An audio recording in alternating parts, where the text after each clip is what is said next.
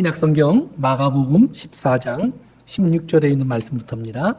제자들이 나가 성내로 들어가서 예수께서 하시던 말씀대로 만나 유월절 음식을 준비하니라. 다 앉아 먹을 때에 예수께서 이르시되 내가 진실로 너희에게 이르노니 너희 중에 한 사람 곧 나와 함께 먹는 자가 나를 팔리라 하신대.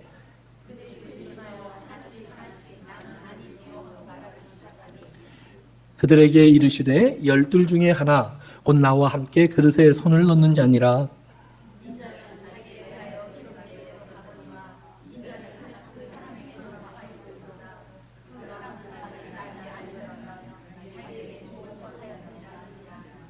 그들이 먹을 때에 예수께서 떡을 가지사 축복하시고 떼어 제자들에게 주시며 이르시되 받으라 이것은 내 몸이니라 하시고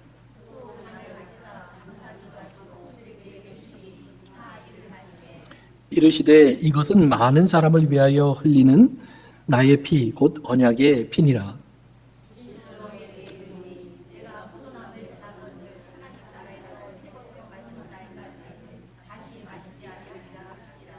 이에 그들이 찬미하고 감람산으로 가니라. 아멘.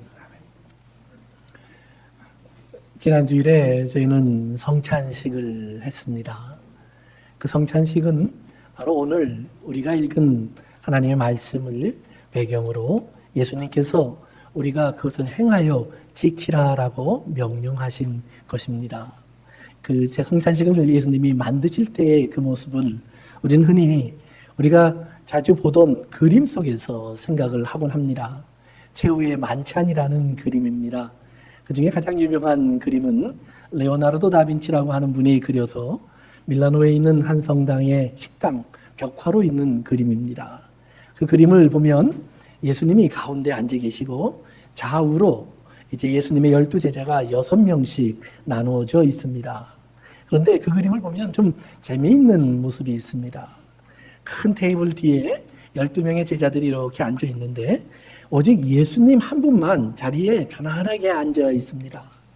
나머지 12명의 예수님의 제자들은 다 왠지 좀 불안하고 긴장하고 또는 좀 화도난 것 같고 이런 그 어수선한 모습을 보입니다. 자리에 편안하게 앉아 있는 사람이 한 명도 없습니다.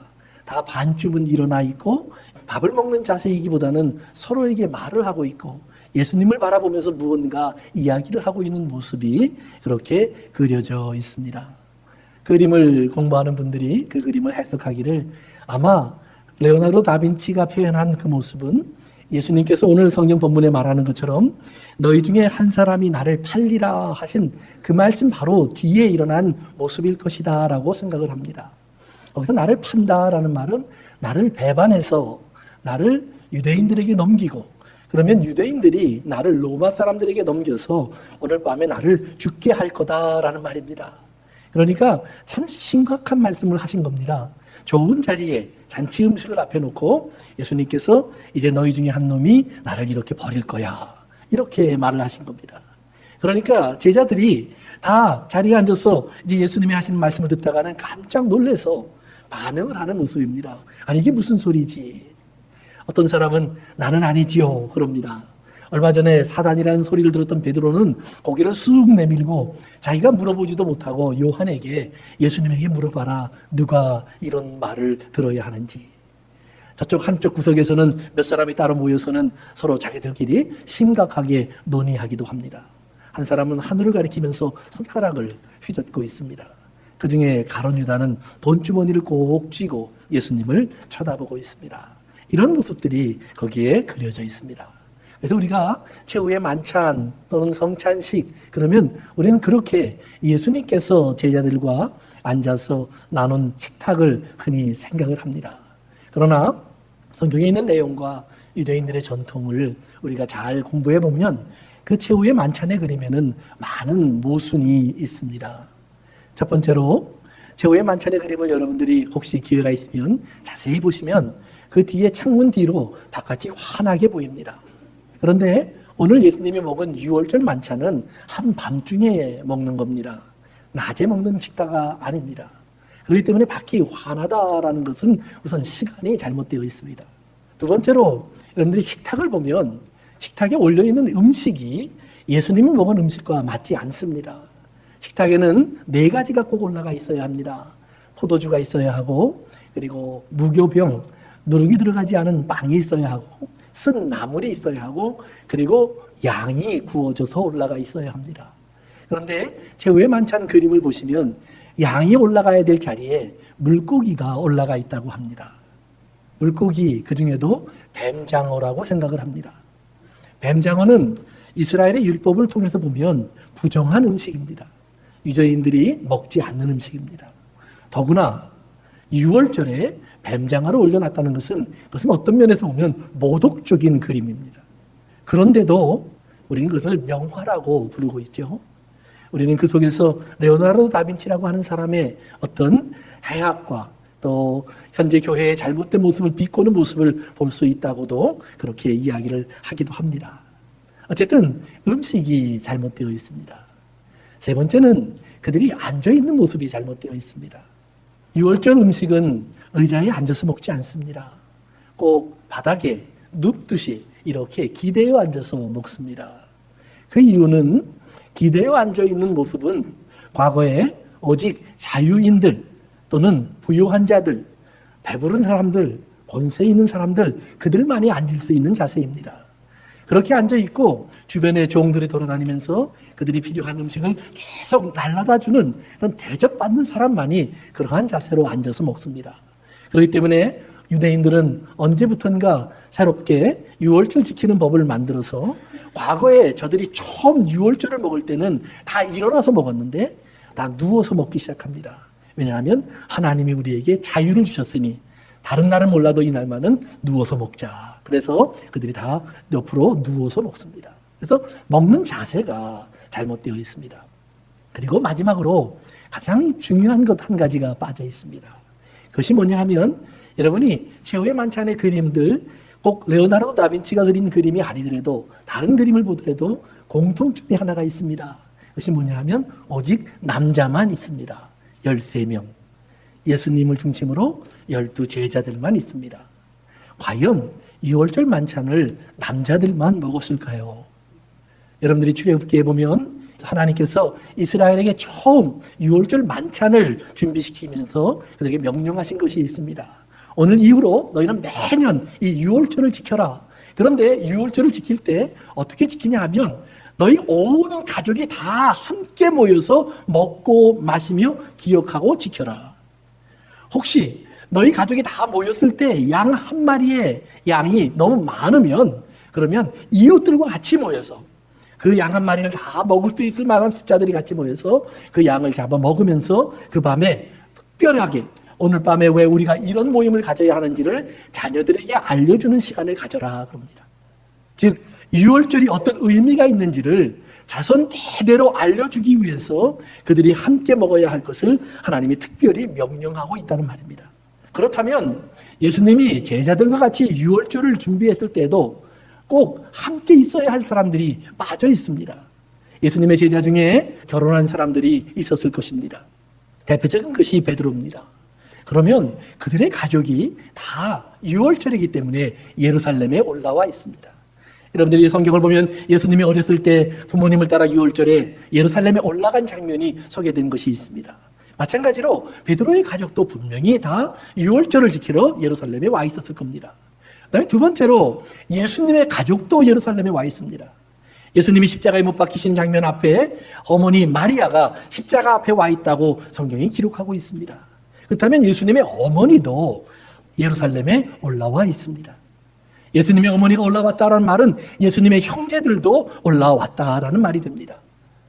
이렇게 예수님의 제자들 중에 결혼을 한 사람들, 또 예수님의 어머니와 예수님의 형제들, 그 다음에 또 하나 빠져있는 사람들이 있습니다. 예수님이 어디를 가든지 갈릴리로부터 예수님을 따라다니면서 예수님의 필요한 것을 다 돕고 제공하고 섬겼던 사람들이 있습니다. 수산나, 요한나와 같은 여인들입니다. 그들은 분명히 예수님을 따라 예루살렘까지 올라와 있었을 것입니다. 집을 떠나온 그들도 다 6월절을 지키기 위해서 6월절을 지킬 곳을 찾았을 것입니다. 그렇다면 예수님이 그들도 자신의 6월절 잔치에 분명히 초대를 했을 것입니다. 제자들의 가족이 와 있었을 것이고 예수님의 가족이 와 있었을 것이고 함께 올라와 항상 자신을 돌봐주던 그러한 여인들도 같이 한자리에 둘러앉아서 유월절을 나누었을 겁니다.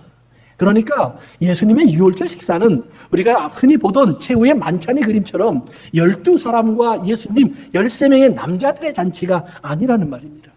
거기에는 의외로 많은 여인들도 있고 어린아이들도 포함되어 있을 그러한 잔치입니다. 왜 그러한 잔치가 되어야 하는가? 성경은 그것을 통해서 이스라엘이 꼭 기억해야 될 일이 있기 때문입니다. 어린아이들이 그 잔치가 진행되면 이제 질문을 시작합니다. 오늘은 무슨 날인데 우리가 이 늦은 밤에 이런 잔치를 합니까? 그러면 그 중에 한 사람이 이스라엘이 과거에 애굽에서 있었던 이야기를 들려주기 시작합니다. 한번 여러분 생각을 해보십시오. 처음 유월절이 만들어졌을 때 이스라엘은 어떤 사람들이었을까? 성경이 기록한 대로 따라가 보면 이스라엘은 원래 갈대아 우르 출신인 아브라함의 후손들입니다. 아브라함이 어느 날 하나님의 말씀을 듣고요, 고향을 떠나왔습니다. 그리고 자기의 가족을 중심으로 새로운 가정을 꾸려나가기 시작합니다. 이삭을 낳고 이삭은 야곱과 에서를 낳고 야곱은 12아들을 낳습니다. 잠시 가나안 땅에 머물던 그들이 얼마 지나지 않아 흉년이 와서 애굽으로 다 이주를 했습니다. 애굽으로 이주하는데 마침 그 중에 한 아들 요셉이 애굽에서 큰 성공을 거두고 있어서 그들은 애굽에 손님으로 들어갑니다. 대접을 받았고 좋은 땅을 배치를 받았습니다. 그래서 살기 좋은 생활을 시작합니다. 그런데 얼마 있다가 요셉이 죽었고 애굽의 왕이 바뀌었습니다. 왕이 바뀐 것에서 끝난 것이 아니라 정권 자체가 바뀌어버렸습니다. 결국 요셉과 요셉의 가족을 환영했던 왕과 그 집안은 사라졌고 그 집안을 적으로 두었던 집안이 이제 애굽의 왕이 되었습니다. 자연스럽게 이스라엘은 애굽의 왕에게 미운 대상이 되었고 그들은 멀어지는 사람들이 됩니다. 그들은 그럼에도 불구하고 그 땅을 떠나지 않았습니다. 그곳에 머물러 있었습니다. 점점 숫자가 늘어났고요. 어느 날 애굽의 왕 바로는 그들을 바라보면서 더 이상 저들을 자유인으로 놔두면 안 되겠다. 다 노예로 삼아버립니다. 그들에게 학대를 가하기 시작합니다. 괴롭힘이 심해지기 시작했습니다. 성경에 보니까 그들이 울부짖었다라고 되어 있습니다. 나 같으면 그러한 환경이면 그곳을 떠날 것입니다. 그런데 이스라엘은 떠나지 못합니다. 왠지 아십니까? 그들은 고향이 없는 사람입니다.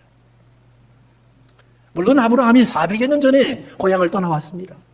그러나 그 고향을 떠나서 애굽에 들어와 정착한 지 너무 오래됐습니다. 수백 년이 됐습니다. 제가 언젠가 한번 그런 말씀을 드린 적이 있죠. 제가 미국에 와서 얼마 되지 않았을 때 Go back home 이라는 소리를 들었다고요. 그런데 나중에 제가 그런 생각을 해봤습니다. 나에게 Go back home 했던 사람이 100년 전에 어디에 있었을까? 그들의 아버지, 할아버지는 어디에 있었을까? 10중 8구 유럽에 있었을 겁니다. 아니면 미국에 막 갓 이민 온 그러한 사람들이었을 겁니다. 이 땅이 집 같지 않았던 사람일 것입니다. 그런데 그저 200년이 지나서 그들은 이 땅이 자기 땅이라고 생각을 합니다. 그리고 저 같은 사람에게 Go back home 이라고 말을 합니다. 여기는 내 집이라고. 400여 년 애굽에 종살이를 하면서 머물게 된 이스라엘. 고향을 떠난 지 400여 년이 되어서 그곳에 뿌리를 내린 이스라엘. 그들에게 고향이 어딜까요? 고향으로 가라 하면 갈 곳이 있을까요? 없습니다. 애굽이 그들의 집입니다. 그들은 태어나면서 애굽에서 태어났고 애굽에서 자랐고 애굽 말을 쓰고 애굽 문화에 익숙합니다. 애굽의 음식을 먹었고 애굽 생활에 젖어 있습니다. 여호와 하나님을 섬기면 될 것 아니냐고요? 아니요. 그들은 하나님도 몰랐습니다. 성경을 보면 아브라함 이후에 하나님은 이스라엘이 가나안 땅에서 애굽으로 넘어온 후에 그들과 교류를 했다는 내용이 전혀 기록되어 있지 않습니다. 어쩌면 그들의 신앙도 다 사라졌을지도 모릅니다. 광야에 나와서 후에 이스라엘이 향한 행동들을 보면 그들은 애굽에서 섬겼던 신들을 섬겼다라고 되어 있습니다. 그 말은 그들은 하나님을 섬긴 것이 아니라 우상들을 섬기고 살았다라고 해석할 수도 있습니다. 그만큼 이스라엘은 하나님도 잊어버렸습니다. 그저 거기에 있는 사람들입니다. 거기에 태어나서 거기에서 자랐고 거기에서 먹고 거기에서 성장했습니다. 그것이 자기 땅이라고 생각하고 있습니다. 그런데 어느 날 그들이 노예가 되어버렸습니다. 괴롭힘이 심해지기 시작합니다. 견딜 수가 없습니다. 죽겠다고 아우성을 칩니다. 그러나 아무도 그들을 걱정해 주지 않습니다. 갈대아 우르에서 그들을 걱정할까요? 잠시 머물렀던 가나안 땅 사람들이, 이스라엘 사람들이 애굽에서 고생한다는데 어떻게 하면 좋아? 걱정해 줄까요? 아니요. 아무도 이스라엘을 우리 민족이라고 생각하지 않습니다. 이스라엘은 고향도 없고 나라도 없고 민족도 없습니다. 이스라엘은 그들을 걱정해 주는 부모도 없고 그들을 찾으려고 하는 형제도 없습니다. 그들은 고아요, 버림받은 혼자 있는 사람들입니다. 잊혀진 사람들입니다. 아무도 그들이 왜 있어야 하는지를 찾아주지 않습니다. 그들이 왜 만들어졌는지, 왜 존재하는지, 거기에서 무엇 때문에 와 있는지 아무도 그들을 생각하지 않습니다. 그들의 필요는 오직 하나입니다. 노예로 자기들의 필요한 일들을 대신 해주는 사람들입니다. 자기들의 집을 지어주고 농사를 지어주고 허들의 일을 해주고 그들이 필요하기 때문에 사용합니다. 그러기에 아마 병들었으면 죽일 것입니다. 쓸모없는 자가 되었으면 내버렸을 겁니다. 돌봐주지 않았을 겁니다. 시간이 지나면서 점점 이스라엘에게 핍박이 심해질 때에는 나중에 자식을 낳으면, 아들이 낳으면 물에 던져 죽여야 했습니다. 칼로 찔러 죽여야 했습니다. 그들이 있을 곳이 없어집니다. 고향인 줄 알았던 곳은 가시밭이 되었고 칼날이 되었습니다. 그들이 알고 있었던 이웃은 저들의 주인이 되었고 저들을 학대하는 자들이 되었습니다. 그들은 어디로 가야 할지도 모르고 그곳에 갇혀있는 자가 됩니다. 잊혀진 자, 갇혀있는 자, 묶여진 자, 그들의 모습입니다. 성경은 이것을 죄인의 모습이라고 말을 합니다. 성도 여러분, 이 땅에 태어난 많은 사람들이 우리가 스스로를, 우리를 정의해야 하는 일들을 하기 시작합니다. 나는 누군가? 여러분은 누구일까요? 한국인이요? 미국인이요? 흑인이요? 백인이요? 아시아인이요? 유럽인이요? 어떤 이름을 붙여도 결국은 우리는 사람이라는 말로 돌아갑니다. 사람이라는 말로 돌아간 후에 조금만 더 가봅시다. 그러면 나는 어디서부터 왔을까요? 번번이 얘기 드리지만 저희 부모님도 나를 계획하고 낳지 않았다고 합니다. 하나님 나에게 전익범이라는 아들을 주세요. 저희 어머니가 아들을 원한 것은 맞지만 나 같은 아들은 아니었습니다. 그렇다면 저희 어머니가 울지 않았겠죠. 저희 어머니는 저 때문에 많이 울었습니다. 저를 위해 기도하며 하나님 앞에 많이 탄식했었습니다. 걱정시켰고 염려를 준 아들이 저였습니다. 나에게도 4명의 아들이 있지만 한 번도 아이를 원한 적이 없었습니다. 생겼습니다. 그러면 낳았습니다. 어디서부터 왔을까요? 답이 없습니다. 아버지가 돌아가셨고 할아버지가 돌아가셨습니다. 어머님이 돌아가셨고 그들을 땅에 묻었지만 어디로 갔을까요? 그 대답을 어떤 사람이 가지고 있을까요? 아무도 없습니다. 아무도 없습니다. 우리는 우리가 어디서부터 왔다가 어디로 가는 존재인 줄을 모르고 산다는 말입니다. 모르고 태어났다는 말입니다. 그리고 모르고 죽는다라는 말입니다. 운명처럼 받아들인다는 말입니다. 그 운명의 울타리를 벗어나지 못하고 있다는 말입니다. 그렇게 죽음으로 잊혀져 간다는 말입니다. 사라져 간다는 말입니다. 아무도 100년 후에 200년 후에 여러분의 이름을 부르지 않을 것입니다. 혹 이순신이 되면 찾아볼지 모르겠죠. 혹 히틀러같이 악인의 대명사가 되면 기억해 줄지 모르겠죠. 그러나 웬만한 사람들이라면 아무도 기억하지 않습니다. 제 후손들도 나를 기억하지 않습니다. 저는 저희 증조 할아버지의 이름을 모릅니다. 저희 고조 할아버지의 이름도 모릅니다. 아무도 그 이름을 기억해 주지 않습니다. 사라집니다. 이스라엘이 그랬다라는 말입니다. 애굽 땅에서 노예로 살고 있는데 Nobody wants them. 아무도 찾는 이가 없습니다.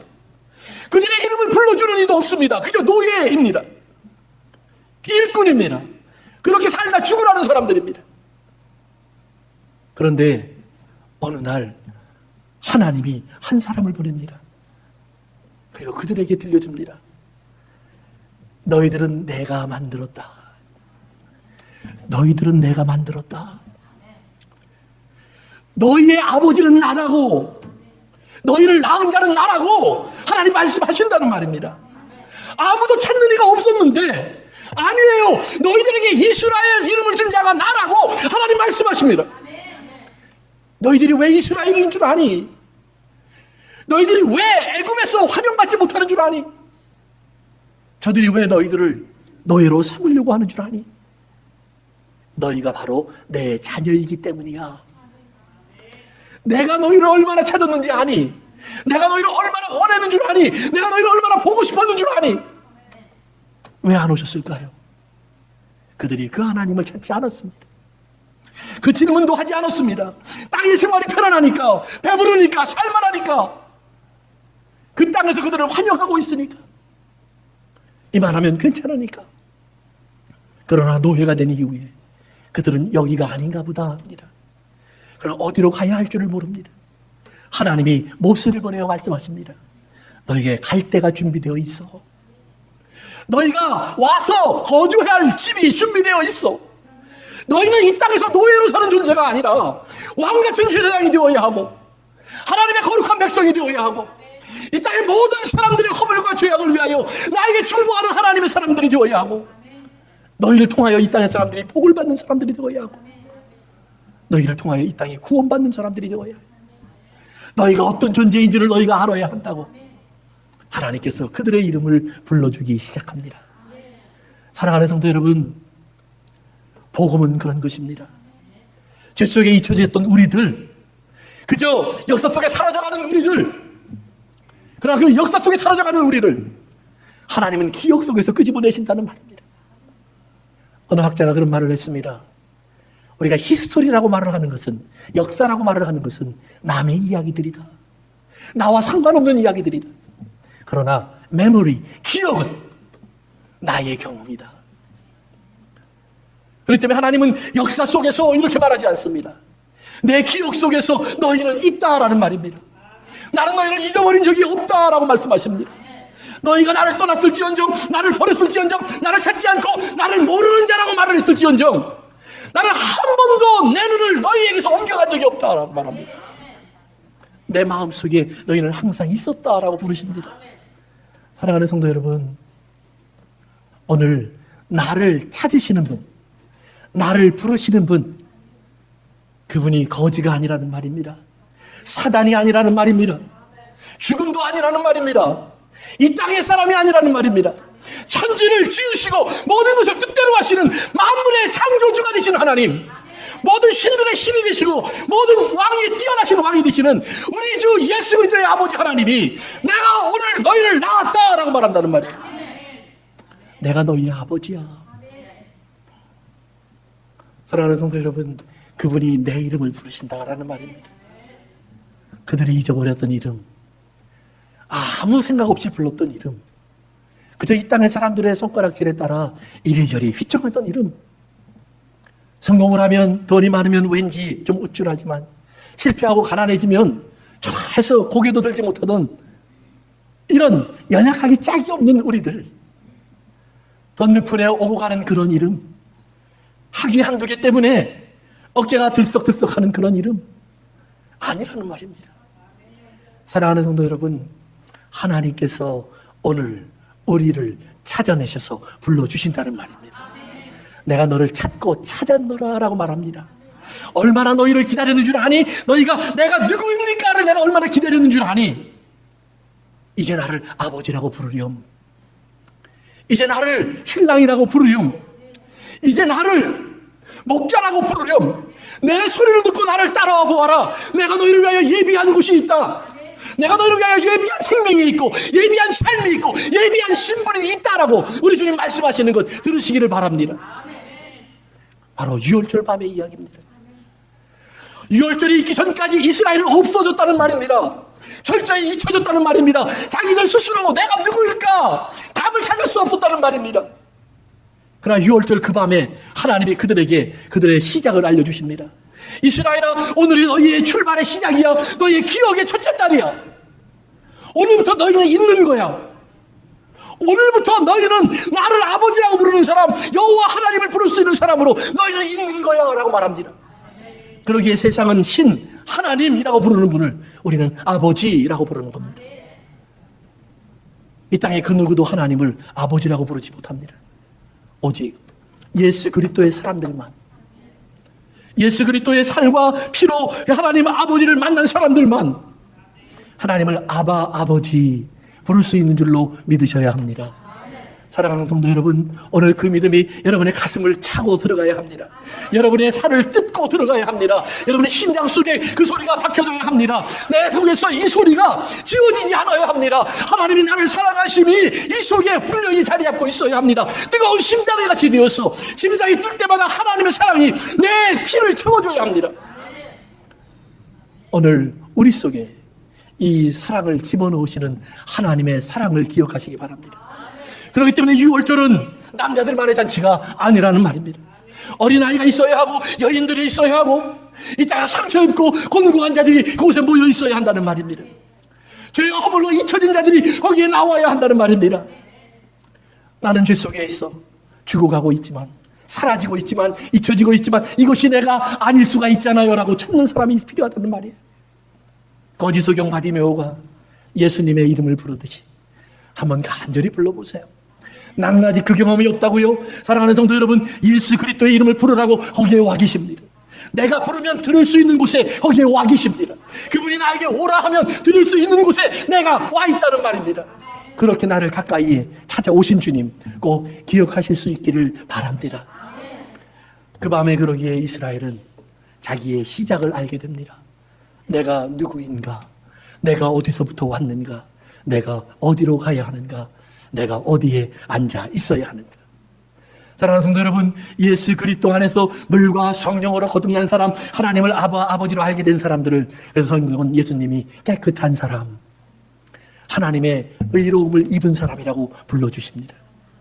그런데 예수님이 그들 앞에 물을 들고 나타나셨습니다. 그들이 앉아있는 식탁에 예수님이 물을 들고 그들의 발로 다가왔습니다. 그들의 발을 닦아내기 시작합니다. 베드로의 차례가 되었을 때 베드로가 말을 합니다. 예수님, 나를 닦지 못합니다. 예수님 말합니다. 내가 닦지 않으면 너와 나는 상관이 없다. 내가 왜 닦아야 하는 줄 아니? 너희는 이미 깨끗한 사람이니까. 중요한 겁니다. 여러분, 이미 깨끗한 사람, 목욕한 사람은 발을 닦습니까? 안 닦습니까? 목욕할 때 발 안 닦는 사람이 있네요. 여기 가만히 보니까. 다 닦죠. 다 닦죠. 다 닦아진 사람. 닦아진 사람이라는 증거가 예수님이 우리 발을 닦아주는 겁니다. 무슨 말인지 아시겠어요? 목욕을 했는데 발이 다시 더러워져서 발을 닦는 것이 아니라 이미 목욕을 해서 깨끗한 사람인데 깨끗한 줄을 모르기 때문에 다시 한번 발을 닦아주시면서 See, you are clean. 너 깨끗하잖아. 누가복음 12장에 가면 오늘 우리가 읽지는 않았지만 예수님이 발을 닦았던 장면과 비슷한 내용이 예수님의 가르침으로 하나 소개가 됩니다. 한 주인이요, 혼인잔치에 다녀오겠다고 먼 길을 떠났습니다. 그 주인이 없는 동안에 길을 떠나면서 종에게 특별한 부탁을 했습니다. 내가 없는 동안 우리 자녀들을 잘 돌봐주고 집안일을 좀 잘 돌봐라고 부탁을 하고 떠났습니다. 아마 밤낮 없이 바쁠 거야. 밤늦게까지 분주할 거야. 그러더라도 너는 나를 꼭 기억하며 이 일을 꼭 이루어다오. 종이 성경에 이렇게 되어 있습니다. 주인의 말을 기억하고 밤이 늦어서도 등불을 켜고 그렇게 깨어 있으면 그 종은 복이 있다. 왜냐하면 주인이 돌아와서 어느 순간에 문을 두드려도 종은 바로 문을 열어줄 수 있으니까. 종이 문을 열어줬을 때 주인이 그 종을 보면서 아이고 참 수고했구나. 보면 알잖아요. 얼마나 수고했는지. 보자마자 참 수고했구나. 이럴 수 있는 사람이 되면 너 복이 있다. 왠지 아니? 주인이 너를 자리에 앉히고 그때부터 너를 섬겨주리라. 성경을 꼭 읽어보세요. 주인이 너를 앉히고 그때부터 주인이 너를 대접해 주리라. 예수님이 제자들의 발을 닦는 것처럼 예수님은 제자들에게 말을 합니다. 내가 네 발을 닦는 것이 네가 더러워서 닦는 것 같지? 아니야. 내가 할 수고를 내가 바라보면서 네가 이제 나의 사람으로 내가 아버지인 걸 알고 나를 주님으로 알고 이제 네가 어디서부터 왔으며 어디로 가는 사람인 줄을 알고 너를 위하여 예비되어 있는 하나님의 나라가 얼마나 아름다운 나라인 줄을 알고 너를 불러주신 하나님 아버지의 사랑을 알아서 내가 이 땅을 하나님의 자녀답게 살라고 한다면 너의 삶이 얼마나 존귀한지 내가 이렇게 매일 내 발을 닦고 싶구나, 그 말이에요. 내가 내 발을 매일 닦고 싶구나. 오늘도 닦아내고 내일도 닦아내며 너의 수고를 칭찬해주고 너의 눈물을 씻어주고 너의 땀을 닦아주고 너의 고통과 고난을 좀 치료해주고 너에게 안식을 주고 싶구나, 쉼을 주고 싶구나. 여러 가지가 있지만 경험해보면 누가 발을 닦아주면요 참 기분이 좋습니다. 피곤도 싹 풀리는 것 같고요. 주인이, 예수님이 오늘 여러분의 발을 닦겠다고 합니다. 왜냐하면 그 발을 닦은 자만이 하나님의 나라에서 우리 주님이 말씀하신 대로 마지막 만찬도 같이 할 것이기 때문에 주의 살과 피로 이루어진 하나님의 사랑을 아는 자만이 그 만찬에도 참여할 것이기 때문에 그 자리는 우리가 지은 집이 아니고 우리가 준비한 양식도 아닙니다. 하나님이 지으신 집이고 하나님이 준비한 양식이 우리를 기다리고 있는 줄로 믿습니다. 우리를 위해서 하나님이 준비하신 의복이 준비되어 있고 하나님이 우리를 위해서 예비하신 면류관도 예비되어 있는 줄로 믿습니다. 주께서 오늘 여러분들을 초대하십니다. 내 살을 먹고 내 피를 마시는 일을 기념하라고요. 잊어버리지 말라고요. 너희들의 시작이 무엇인지를 꼭 알라고요. 이렇게 너희가 시작되었다고요. 사랑하는 성도 여러분, 여러분들을 다시 천한 세상에 잃어버린 사람으로 만들어가지 마십시오. 혹이라도 여러분이 잠시 세상에 눈이 돌아가 그 유혹과 시험에 넘어졌다면, 그 썩어질 것에 내 탐욕이 나를 붙잡아서 거기에 나를 잠시 머무르게 했다면 이미 목욕한 자라는 사실을 깨닫고 주님 앞으로 다시 돌아오시기를 바랍니다.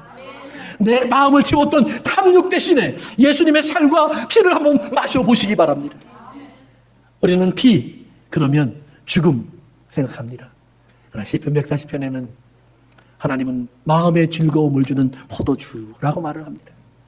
예수님의 보혈은 우리를 위한 희생도 맞지만 우리 마음에 하나님을 아는 기쁨을 돌려주기 위해서, 하나님을 따르는 기쁨을 돌려주기 위해서, 하나님의 사랑으로 사는 기쁨을 돌려주기 위해서, 하나님께 돌아오는 기쁨을 돌려주기 위해서 우리에게 주신 마실 생명수인 것을 믿으시기 바랍니다.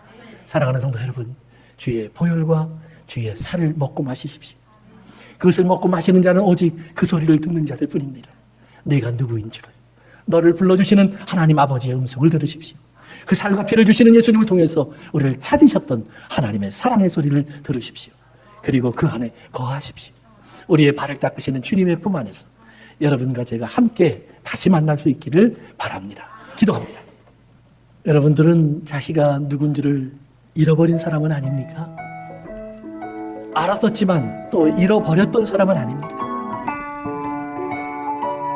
지금은 기억하고 있는 은혜 속에 있는 분이실지도 모르겠습니다. 사랑하는 성도 여러분, 기억하세요. 이스라엘은 없었습니다. 6월절이 있기 전 이스라엘은 없었습니다. 노예만 있었습니다. 노예만 있었습니다. 6월절과 함께 아버지가 생깁니다. 6월절과 함께 목자가 생깁니다.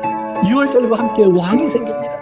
6월절과 함께 친구가 생깁니다. 6월절과 함께 돌아갈 집이 생깁니다. 6월절과 함께 저들의 신분이 생깁니다. 얼마나 존귀하고 아름답고 사랑스러운지 돌아오십시오. 주님이 오늘 여러분을 부릅니다. 만나지 못한 분이 있으면 나를 만나주세요. 불러주세요. 주님, 나는 알지 못합니다. 고통스러운 것밖에 모릅니다. 이 세상이 내 집이 아니라는 것을 깨달았을 뿐입니다. 이제 내가 어디로 가야 할까요? 나를 만나주세요 라고 찾으세요. 그러면 그분이 오실 것입니다. 떠나셨던 분이 있으면 돌아오세요. 주님, 내가 주님께 돌아가기를 원합니다. 길을 보여주세요. 내가 나아갈 수 있는 힘을 얻기를 원합니다. 나를 붙잡아 주세요. 그 생수로, 그 양식으로 나를 먹여주세요. 주님을 찾으세요.